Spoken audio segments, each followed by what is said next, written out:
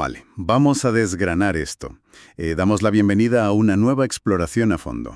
Y bueno, hoy tenemos sobre la mesa un material que es sencillamente fascinante. Sí, desde luego. Vamos a adentrarnos en uno de los textos más sombríos, más trágicos y, para qué engañarnos, más intensos de todo el Antiguo Testamento. Totalmente. Estamos hablando del capítulo 19 del libro del Génesis. Concretamente vamos a trabajar con los matices de la versión Reina Valera y lo vamos a cruzar con varios análisis sociológicos y teológicos que tenemos por aquí documentados. Eso es.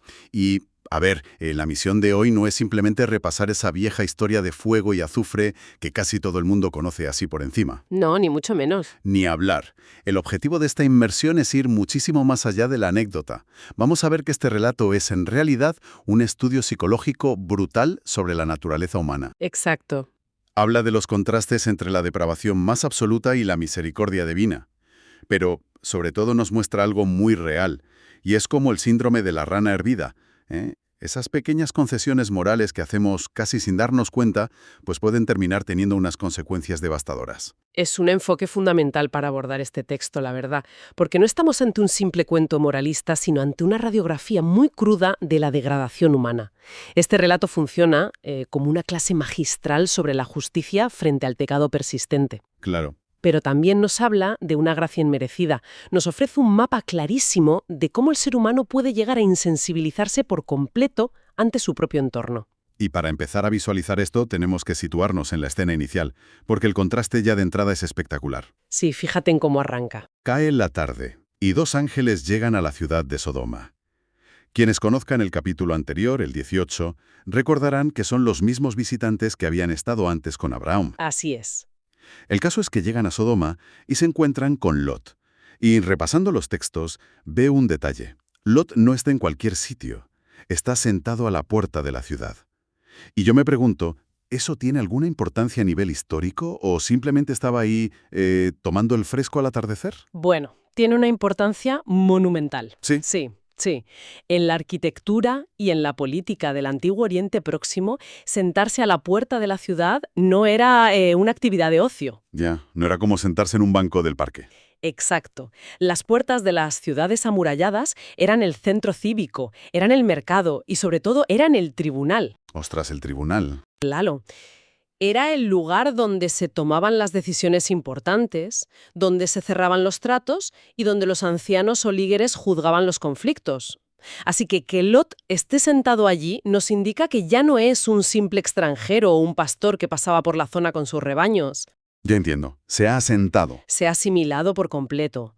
Ha alcanzado una posición de autoridad, de liderazgo o, como mínimo, de gran influencia dentro de una sociedad que, como vamos a ver enseguida, estaba profundamente corrompida. Es decir, que estaba totalmente integrado en el sistema. Pero, sin embargo, cuando ve a estos forasteros llegar, muestra una insistencia casi desesperada por hospedarlos. Sí, es muy llamativo. Literalmente les ruegan que no pasen la noche en la calle. Los mete en su casa y les prepara un banquete. Y hay un detalle en el que me he fijado en las fuentes. Dice que les cuece panes sin levadura. Ese detalle del pan sin levadura es crucial. Es una señal de urgencia máxima. Por el tiempo de preparación. Claro, hacer pan con levadura requiere tiempo. Hay que dejar que la masa repose, que suba. Preparar pan sin levadura significa que Lot sabe perfectamente que no hay tiempo que perder. O sea, que sabe lo que va a pasar. Sabe que existe un peligro inminente en las calles y necesita meter a esos hombres bajo su techo y alimentarlos lo más rápido posible. Y vaya si había peligro, madre mía, porque poco después de que entren, una multitud rodea la casa. Y el texto es escalofriante por lo específico que es, Dice que eran todos los hombres de la ciudad, desde el más joven hasta el más viejo. Sí, sin excepciones. Una multitud fuera de sí. Exigen a Lot que saque a los visitantes para conocerlos, que en el contexto del hebreo bíblico es un eufemismo clarísimo, cristalino, para referirse a mantener relaciones sexuales. Estamos hablando de una agresión colectiva planificada. Lo fascinante de esto es cómo revela el colapso absoluto de esa sociedad. No estamos viendo a un grupo aislado de delincuentes o a una banda callejera, sino a toda una estructura social participando de la violencia. ¿Es que es toda la ciudad? Toda. Y hay que entender esto en su contexto más amplio. Si cruzamos esta escena con el libro de Ezequiel, concretamente el capítulo 16, vemos que el diagnóstico de Sodoma era mucho más complejo. ¿Qué dice Ezequiel exactamente? Pues Ezequiel señala que el pecado de esta ciudad era el orgullo, la abundancia ociosa y una negativa rotunda a ayudar al pobre y al necesitado. O sea, arrogancia pura y dura, claro. Es decir, la agresión sexual que intentan cometer contra los forasteros es solo el síntoma final. Es el síntoma de una sociedad que ha perdido cualquier tipo de empatía, donde el fuerte abusa del débil por pura soberbia y donde la violencia es la norma aceptada por todos, desde el adolescente hasta el anciano. Y aquí es donde la cosa se pone realmente interesante y perturbadora, para qué engañarnos, porque la respuesta de Lot ante esta multitud nos deja completamente helados. Es incomprensible desde nuestra óptica, sí. Lot sale de la casa, cierra la puerta a sus espaldas para enfrentarse a sus vecinos y en un intento de proteger a sus invitados hace una oferta horripilante. Ofrece a sus 2 hijas vírgenes para que la turba haga con ellas lo que les plazca. Fíjate que esto me cuesta hasta verbalizarlo. Es un acto moralmente inaceptable, es monstruoso contra su propia familia. ¿Cómo se llega a este punto de razonamiento? Es un cruce de cables ético brutal provocado precisamente por el entorno. ¿A qué te refieres? Pues, a ver, en las culturas del desierto de aquella época, la hospitalidad era una ley sagrada, casi una cuestión de vida o muerte. Proteger al huésped bajo tu techo era tu deber máximo de honor. Vale, entiendo el contexto histórico, pero... Claro, lo que vemos aquí es a un hombre intentando cumplir con un código de honor antiguo, pero utilizando una lógica completamente torcida y enferma. Ya. Es el síntoma evidente de alguien que ha normalizado la depravación que le rodea hasta el punto de perder el norte por completo. Su conciencia se ha deformado, su brújula moral está tan imantada por la cultura de Sodoma que cree que entregar a sus hijas a una violación tumultuaria es un, entre comillas, mal menor aceptable para salvar su honor como anfitrión. Es la prueba definitiva de que no puedes sumergirte en un estanque de barro sin salir manchado. Por supuesto, la multitud rechaza la oferta. Evidentemente. Es más, se enfurecen con él, le acusan de querer erigirse en juez sobre ellos e intentan derribar la puerta a la fuerza. Y es en ese segundo crítico cuando intervienen los ángeles. Menos mal. Sí, agarran a Lot, lo meten de un tirón en la casa y hieren a los hombres de fuera con ceguera. Y aquí hay una imagen que me parece de película de terror. Los textos subrayan que, incluso habiendo quedado ciegos de forma repentina y, vamos, sobrenatural, los hombres seguían tanteando las paredes. Sí, intentando desesperadamente encontrar la puerta. Exacto, querían entrar a toda costa. Más que de película de terror, yo diría que es una imagen clínicamente patológica, piénsalo bien. Acabas de perder la vista de golpe por una fuerza inexplicable. El susto de tu vida. La reacción humana normal sería el pánico, pedir ayuda o ir a tu casa. Pero ellos no. Su obstinación, su obsesión por cometer el mal es tan abrumadora, su depravación es tan profunda, que ni siquiera un castigo físico inmediato y sobrenatural logra detener su impulso. Siguen arañando la pared buscando el pomo de la puerta. Es la imagen poderosa, la metáfora perfecta de la ceguera espiritual total, de una depravación absoluta. Una enajenación total, sin duda. Bueno, una vez a salvo dentro de la casa, la narrativa da un giro. Los ángeles ya no son simples forasteros rescatados. No, ahí revelan su propósito. Revelan a qué han venido realmente. Le dicen a Lot que el clamor del pecado de esa ciudad ha llegado ante Dios y que su misión es destruirla. Un juicio inminente. Le ordenan que reúna a toda su familia y salgan de allí cuanto antes. Y Lot sale a avisarles. Sale en plena noche a buscar a los prometidos de sus hijas, a sus futuros yernos, para darles el aviso de que la ciudad va a ser arrasada. ¿Y qué hacen ellos? El texto dice que les pareció como que se burlaba. Se creen que es una broma. Se creen que es un chiste, sí. Si conectamos esto con el panorama general, vemos una dinámica interesantísima sobre la psicología de la negación y el endurecimiento del corazón. A ver, explícame eso. Estos yernos son hijos de esa cultura. Viven en una ciudad próspera, aparentemente invencible, rodeados de abundancia y comodidad, tal y como describía Ezequiel antes. El pecado y el confort extremo anestesian la percepción humana. La idea misma de que haya consecuencias reales para sus actos, de que exista un juicio inminente y verdadero, le resulta sencillamente ridícula. Les entra en la cabeza. No pueden concebir que su estilo de vida tenga un punto final, así que la advertencia de Lot, por muy angustiado que estuviera, le suena a la exageración de un viejo loco. Es la incapacidad absoluta para discernir el peligro cuando estás demasiado cómodo en tu propia corrupción. Es tremendo. Y esa incapacidad no es exclusiva de los yernos, fíjate. No en absoluto. Llega el amanecer, el tiempo se ha agotado, los ángeles están metiendo prisa a Lot, le dicen, Levántate, toma a tu mujer y a tus hijas para que no perezcáis. Y en ese instante de tensión máxima, con la destrucción a punto de caer, el texto señala que Lot dudaba. O se detenía, según la traducción. Se queda paralizado. Y esto de verdad me vuela la cabeza.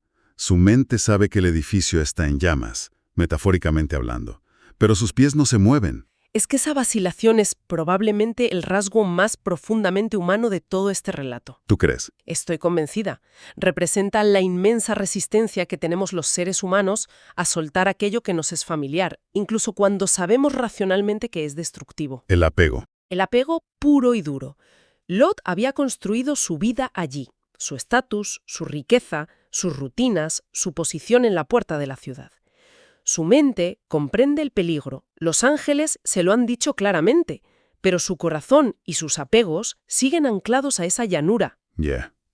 Y es justo en esa parálisis, en esa incapacidad humana de salvarse a sí mismo, donde vemos operar la misericordia divina de una forma muy tangible. Claro, porque no sale por su propio pie. No. Los ángeles literalmente agarran de la mano a Lot, agarran a su esposa y a sus hijas y los sacan a la fuerza de la ciudad. El texto lo llama explícitamente la misericordia de Jehová. Exactamente, es una intervención directa, pura gracia. No se salvan por su rapidez de reflejos ni por su superioridad moral en ese momento de duda, sino por un rescate in extremis. Totalmente. Hay una referencia muy aguda que hace el apóstol Pablo siglos después, en la primera carta a los Corintios, capítulo 3, versículo 15. Ah, sí. La tengo por aquí en las notas. Habla de personas que se salvan así como por fuego. Sí. Es la descripción perfecta para la situación de Lot. Es rescatado, sobrevive, pero escapa con lo opuesto. Pierde absolutamente todo lo material que había acumulado durante años de concesiones morales en esa ciudad. Salen a rastras, sin nada. Y una vez fuera, las instrucciones de los ángeles son, vamos, de manual militar. No dejan lugar a dudas. Dicen, escapa por tu vida, no mires tras ti, no te detengas en la llanura y huye al monte. Órdenes clarísimas. Son órdenes sencillas. Sin embargo, en medio de una huida apocalíptica, Lot decide que es un buen momento para negociar. Es increíble. Le da miedo ir al monte, dice que no va a llegar a tiempo, y le pide a Dios refugiarse en una ciudad más pequeña que está ahí cerca, llamada Zoar. Es alucinante. Está a punto de caer fuego del cielo y Lot se pone a regatear. Como si estuviera en un mercadillo, ¿sí? Oye, no me puedo quedar en esta que me pilla mejor. Es la testarudez humana en su máxima expresión. Resulta casi cómico si no fuera una situación tan trágica. Pero fíjate en la respuesta divina frente a esta negociación. Dios le concede esta petición. Ujú. Es un detalle fascinante que nos revela una paciencia inmensa ante la irracionalidad, los miedos y las debilidades del ser humano. Se detiene el juicio temporalmente, se le da un margen de tiempo extra, hasta que Lot logra llegar a salvo a esa pequeña ciudad de Zoar. Y en el momento exacto en que Lot pone un pie en Zoar, se desata el infierno. El relato describe una lluvia de fuego y azufre cayendo desde los cielos, una devastación que arrasa con Sodoma, con Gomorra, con toda la llanura circundante, a todos sus habitantes y hasta la última brizna de vegetación. Todo. Una aniquilación total de todo aquello que había sido símbolo de orgullo, como decíamos antes. Es una representación literal y abrumadora de un juicio definitivo. Elimina cualquier rastro de esa civilización construida sobre la opresión, la violencia y la soberbia. Y en medio de ese ruido ensordecedor, del pánico y la destrucción cayendo a sus espaldas, ocurre el momento quizás más icónico de toda esta historia. ¿La mujer de Lot? Eso es. La esposa de Lot, en plena huida, incumple la regla número 1. Se da la vuelta. Mira hacia atrás, hacia Sodoma, y al instante se convierte en una estatua de sal. Claro, para quien lee esto hoy en día, mucha gente lo ve como un castigo mágico o un simple cuento de hadas antiguo. Pero, analizando las fuentes y el contexto, esto no es solo por girar el cuello por pura curiosidad, ¿verdad? No, va muchísimo más allá de un reflejo físico involuntario. La transformación en estatua de sal es una metáfora materializada. Encierra un simbolismo profundísimo. ¿En qué sentido? El acto de darse la vuelta representaba una añoranza real por el pecado, un anhelo profundo por la vida, las comodidades y el estatus que estaba dejando atrás en esa llanura. ¿Se negaba a dejarlo ir? Nos habla de un corazón dividido. Físicamente, sus pies corrían alejándose de Sodoma, pero internamente, su alma seguía residiendo allí. Y esto es tan crucial, tan importante, que muchísimo tiempo después, en el Nuevo Testamento, el propio Jesús lo utiliza como advertencia. ¿Dónde lo menciona? En el Evangelio de Lucas, en el capítulo 17, lanza una frase cortísima pero demoledora. Dice, acordaos de la mujer de Lot. ¡Qué potente! Lo convierte en el ejemplo definitivo de que es imposible avanzar hacia la salvación si sigues aferrado afectivamente a aquello que te corrompe. No se puede caminar hacia la vida con la mirada clavada en la destrucción. Es una imagen brutal y, fíjate, mientras todo este drama humano se desarrolla en la llanura, hay un cambio de plano, como cinematográfico, en el versículo 29. Sí, la perspectiva cambia. Hacia la llanura y ves subir el humo de la tierra como si fuera el humo de un horno inmenso. Una imagen dantesca. Y este detalle, este versículo 29, explica realmente por qué Lot está vivo en ese momento. Así es. El texto subraya explícitamente que al destruir las ciudades, Dios, y cito textualmente, se acordó de Abraham y envió a Lot fuera de la ruina. Este es el punto de inflexión de todo el relato de salvación. O sea, no fue por mérito de Lot. Para nada. El rescate de Lot no fue un premio a su conducta heroica o intachable. Ya hemos visto que asimiló las costumbres locales, sentándose a la puerta. Que ofreció a sus hijas de una forma aberrante. Exacto. Que dudó al salir, que se paralizó y que encima regateó su huida para ir a Zoar. Ya, es verdad. Justo que quedara en la ciudad. Es la demostración palpable del poder de la mediación y la intercesión silenciosa. Alguien moviendo los hilos por él en la sombra. Eso es. Pero ojo, que la historia de Lot no tiene un final feliz. No acaba comiendo perdices en la pequeña ciudad de Zoar. ¿Qué va? El epílogo de este relato es, si cabe, más oscuro y desolador que la propia lluvia de fuego. Sí, es un descenso a los infiernos. Lot, que recordemos que había suplicado ir a Zoar porque el monte le daba un pánico terrible, de repente es dominado por el terror de quedarse en Zoar. Así que huye de nuevo, y esta vez sí se va al monte, impulsado por una paranoia total. Y termina aislándose en una cueva oscura junto a sus 2 hijas. Pensemos un segundo en esta caída en picado. Pasa de ser un hombre respetado, sentado a las puertas de una metrópolis próspera, a esconderse en las sombras de una cueva. Lo ha perdido absolutamente todo. Esto plantea una pregunta importante sobre el deterioro mental y moral que sigue a un trauma de esta magnitud. Especialmente cuando careces de una base ética sólida, como le pasaba a la familia de Lot. Claro, el estrés postraumático sumado a la falta de moral. Exactamente. Y es en el aislamiento de esa cueva donde tiene lugar el episodio más turbio de toda la narrativa. Las hijas hacen un análisis de la situación que está completamente distorsionado. Viven en su propia realidad. Bajo la idea absurda y aislada de que la destrucción ha sido un apocalipsis global, de que no quedan más hombres en toda la faz de la tierra con los que formar familia, urden un plan espeluznante. Sí, lo que leemos a continuación es muy fuerte. Deciden emborrachar a su padre durante 2 noches consecutivas para tener relaciones sexuales con él y asegurarse así de preservar su linaje. Es un incesto planeado. Un incesto planeado y ejecutado desde la más absoluta desesperación y la falta total de principios morales. Lo cual nos demuestra una cosa muy clara. Aunque salieron físicamente de Sodoma, Sodoma no había salido de ellas. Ostras, qué gran frase. Es verdad. Sus métodos para resolver problemas, su forma de asegurar el futuro, siguen las lógicas corrompidas de la ciudad que acaban de dejar atrás.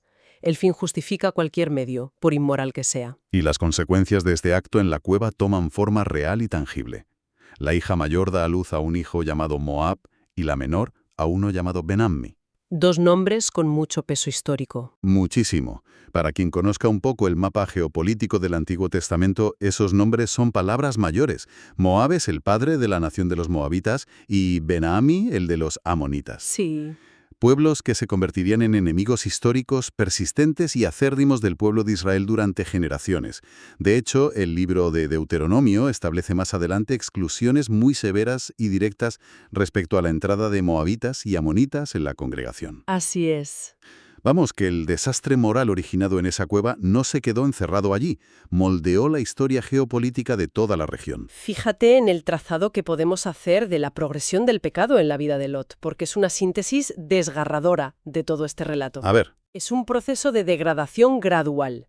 Todo empezó capítulos atrás, en Génesis 13, cuando Lot simplemente decidió poner sus tiendas hacia Sodoma, atraído por la riqueza visual de la llanura.